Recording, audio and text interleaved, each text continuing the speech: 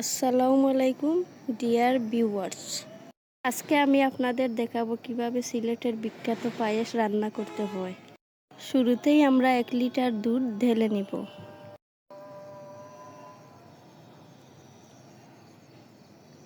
দুধটা কুসুম গরম হলে চিনি গুঁড়া চাল 2 মুঠ পরিমাণ ঢেলে নিব।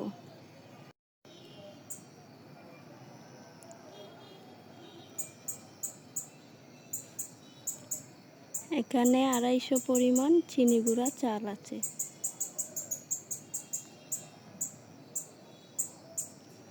অনবরত নাড়তে হবে, তা না হলে তলাতে লেগে যাবে।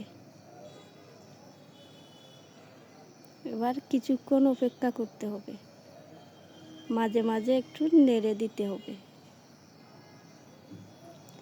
আবার চলে আসলাম নাড়তে, অনবরত নাড়তে হবে।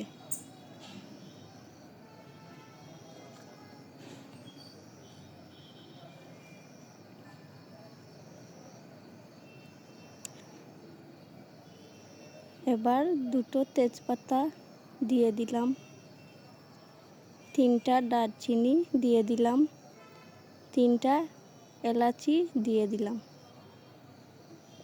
এবার আবার ভালোভাবে নাড়তে হবে যাতে তলাতে না ধরে। এবার ডাল ঘুটনি দিয়ে একটু ঘুটে নেব যাতে একটু সফট হয়। কিছুক্ষণ ঘটার পর ঘন হয়ে আসবে।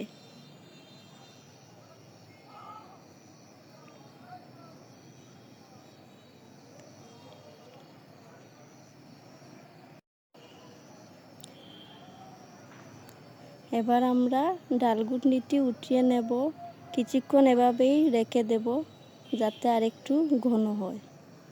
এবার চিনি দিয়ে দিলাম পরিমাণ মতো 3 চা চামচ।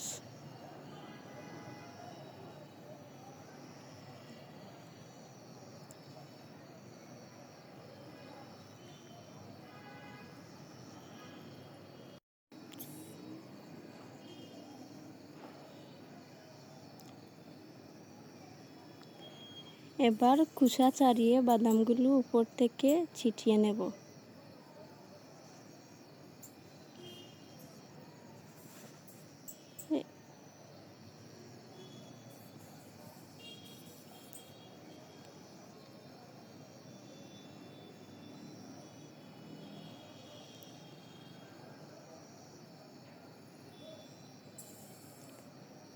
এবার আগে থেকে ধুয়ে ভিজিয়ে রাখা কিশমিশগুলো উপর থেকে ছড়িয়ে দেব।